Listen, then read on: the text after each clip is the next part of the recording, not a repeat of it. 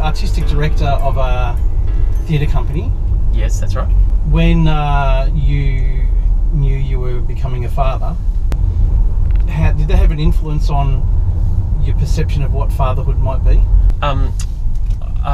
Even though we primarily make shows for young people, we do a lot of workshops and a lot of engagement processes with young people as part of the research and part of the development of our work. So I did spend considerably more time with young people when I joined the theatre company than I did before. Okay.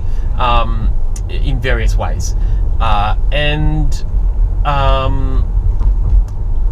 I don't know whether it really changed the way that I thought about what fatherhood might be, but it did certainly get my mind thinking about how to relate to children in a way that in previous years I hadn't thought about it very much at all. Yep. With the like you said, the knowledge base you had, did it kind of take away some of the anxiety about fatherhood because you kind of knew vaguely what you were kind of getting into? Yeah, well, in some ways yes, and in some ways no. Right. It's like it kind of went both ways. I think ignorance can be bliss at times. I think potentially there were things that I might have been slightly more anxious about having had spent so much time with children previously. But in other ways, I was looking forward to seeing.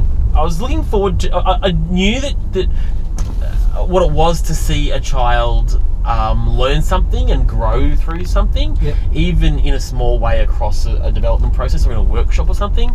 And so I was looking forward to what that would be across a lifetime. I think so. It actually made me look forward to what it might be to be a father. Got it. And did you before your first child come? Did you go to any classes, any antenatal classes, that kind of thing? We went to Kerry, my partner, and I went to some sort of natal class that we did at the Monash Hospital. It was really about babies. Right. Like, it was a babies class. It was like there were a whole lot of first time parents in there, and it reminded me of American sitcoms in the 80s where they would go and learn Lamaze or whatever. It had that vibe about it. Of course, we didn't learn Lamaze. Is it called Lamaze? I don't even know. I think you're right. I think it is. So it sort of had that vibe to it, but it was really like a sort of a matronly sort of woman who was giving us very serious advice about babies and what to do and what not to do with the baby. It's just kind of like it gives you a little bit of peace of mind that you're doing something to prepare yourself. It's sort of like an insurance policy or something. Some sort of peace of mind associated with it. I don't think it actually it helps that much. It just sort of eases your mind a little bit in the precursor. We also did, now that I think about it, really importantly, we did these calm birthing classes. Oh, right, yeah. So tell me a bit about that. And the whole point of calm birthing is that you shouldn't feel like it's painful. Like it's a muscular thing, but it's not a pain thing. So it's not like it's easy, but you shouldn't actually feel like it's hurting. Right. You just got to be calm and breathe through it and all that kind of stuff. Got it. And Kerry was really great at it and loved it. Did it work, do you think, for her? Yeah, it really did. Yeah, it was really, actually I think it was super important. Right. And we did have a whole lot of, that was where the birthing plans and this and that came up in the thing that we did at the hospital. Right. But it was really the thing that we did with the calm birthing stuff that actually made us speak about it in a very in a way that was very practical and clear. And it worked. Oh wow. Yeah, it really worked. Kerry, had a really, it was quite a long labour, that first labour, but she felt in control of it. And made it quite positive, I suppose. It was really positive. Yeah, it was super positive. What was it like seeing the birth of your first child? How was that for you from the father perspective? Like now you're becoming a father and yeah, it's funny. It's one thing that I say to friends who ask me about it or ask me about fatherhood in general, particularly the birth bit of it, is I say it's like every cliche that you've ever heard, but it's not. Right. Because it's so real and all the cliches are absolutely true. Yes. But when you go to talk about it, you can only talk in cliches. Yeah. Like it's like, oh yes, it changes your life, or it's a miracle, or all that stuff. And all of it is absolutely true. Yeah. But it's not the same as the words. The experience of it is not the same as the words. Yeah. It was really amazing, and I was so proud of Kerry in particular. She was so fantastic. Yeah. And I remember feeling like what an incredible achievement it was on her behalf. The physical thing. I actually felt a little bit sad at the time. Right. That it's not something that I'll ever be able to do. Right. I thought, wow, what a thing to do! How amazing! Yeah. And I felt a little bit like, wow, I'll never have that experience of giving birth like that. So that was amazing. And then when I actually held my daughter in my arms for the first time, my strongest memory actually is looking at her hand, her little tiny hand, looking at her tiny little finger, and thinking, if I had to consciously make a finger or a fingernail or even a hair, I could spend my whole lifetime and I'd never be able to do it. It's true, yeah. So I had this overwhelming feeling of all of the generations back to the primordial ooze that brought this moment to be. Yeah. I really felt connected to all of that because I thought I'm responsible, at a certain level for this child being here. And of course I'm responsible for her, in a practical way from this point. But in terms of actually being able to make a child, I owe all of that to the millions of years prior, because I couldn't do it. If someone asked me to do just the tiniest bit of it, there's no way I could do it. Impossible. No, that's right. So that's kind of what I felt really connected to all of the millions of generations. Yeah, that's a good way of describing it. Then having the baby at home, how was that sort of as a new parent for both of you, or particularly you as a father? Where did you, what was your learning curve? Liberty was at the hospital with Kerry for about 3 days after she was born. Yep. So I would go to the hospital and then I would go home.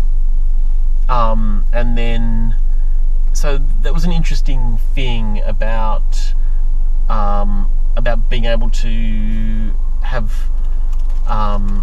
this time that was like the previous time in the evening. Like it was just, that was quite surreal. Yeah. Because when the baby's there, I was always worried that I was going to break it. Yep. So did you use that time maybe to do a mental preparation of when the baby comes home, it's going to be game on for me? Or was it more like, I'm just in a very sort of almost like a Twilight Zone kind of moment? I was much more like a Twilight Zone. I thought, Yeah, I wasn't really doing a lot of mental preparation. Yeah. I was sort of relieved for the break.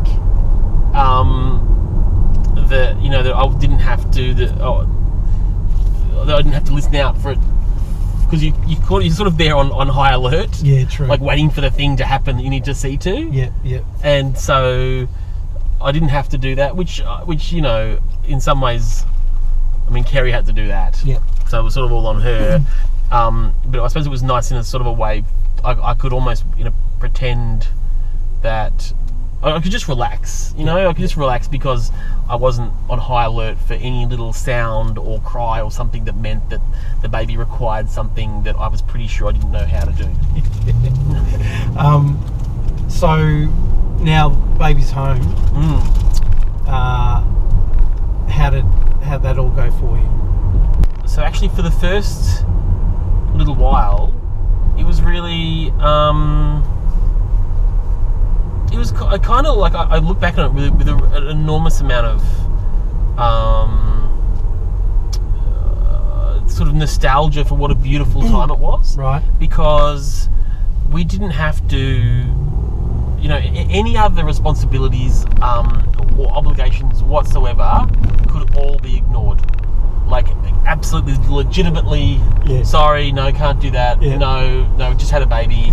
No, don't ring me. Don't do anything. No, I'll get back to that later. Like, you know, it was all I could legitimately just bat off any request or any obligation or responsibility for anything at all, and just, you know, do this one thing. Yeah.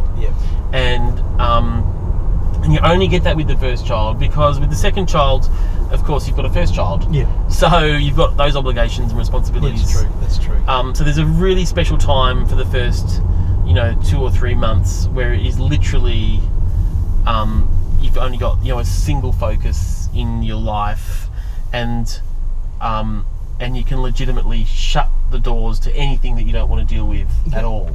Yeah. And I found that to be really wonderful, and Kerry and I both found that to be really a beautiful time. And as it goes very quickly, but as time goes on, the sense that you don't know what you're doing, just day by day, sort of dissipates. Yep. Was there a shift from having your first one to your second child with regards to either your mindset or, you know,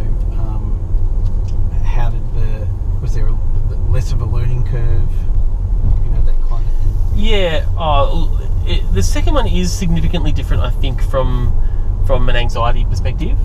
And I think after the first one, and after trying to get everything exactly right the first time, I think during that period you realise through your mistakes, or through things that you forget or what have you, that humans have, you know, there's a lot that's quite hardwired. Yeah, you know, and so the second baby is kind of, so once you take away the anxiety of getting things wrong, you actually realise that you can't do that much wrong. You know, like apart from like really dropping the baby on a hard floor, or you know, like, or doing really things that are obviously dangerous. You know, the baby will do its thing and survive pretty well. Yeah, and it'll survive. You just gotta like. Make sure you don't do anything crazy. Yeah, it's true. Have you thought about what kind of influences you might have had to prepare you to be a father? Did you, like, say, you know, your own father, or, you know, friends or family members that were fathers themselves? Did that have any bearing or influence on what you might do? That's an interesting question. I didn't really have a role model, right? You know, like, I'm going to be like this, or I'm going to be like that, in terms of what it meant to be a father. Not actively anyway. Right. I was very clear about the gender thing, and that you know, we did a fair bit of reading, particularly in respect to what the child would be, in respect to how I would the things that I might unconsciously convey to a child that was a boy compared to a girl. And that's one thing that in particular I was keen to be sure that I wasn't accidentally conveying values or something that was based upon sort of traditional gender roles that might not be completely appropriate for the contemporary times, or what have you. So I was quite keen to not, you know, accidentally convey things to my daughter through my behaviours or my fathering based upon old stereotypes. So if you could, if you were talking to someone who was becoming a dad for the first time, and, you know, we're talking 6 years sort of experience, if you like. Yes. What's something, you know, in a word, or in a what advice would you give them? I think I would tell them to try to discern the things that they can actively influence, appropriately, and kind of concentrate on those things, and don't get too concerned about controlling lots and lots of things, Right. because some of the things you can't control, and some of the things trying to control it is the problem. Yep. Sometimes you just have to, that kind of classic, probably Buddhist thing or something, of just sort of letting it go and enjoying what it is. Yep. Yep. Because it is, you can learn so much. Like any kind of teaching experience, often you learn way more about yourself than the people who are being taught. Yep. And I think that's one of the great things for me about being, you learn so much about yourself, and I think then you have a better chance of enjoying it. Yep. Got it. All right, I'll give you this final questions. Okay, final questions. Final questions. There we go. Final questions. So, what's your go-to bribe? I don't have one. Right. Okay. Discipline. You or your partner? About 52-48, me. Right. It's very even, actually.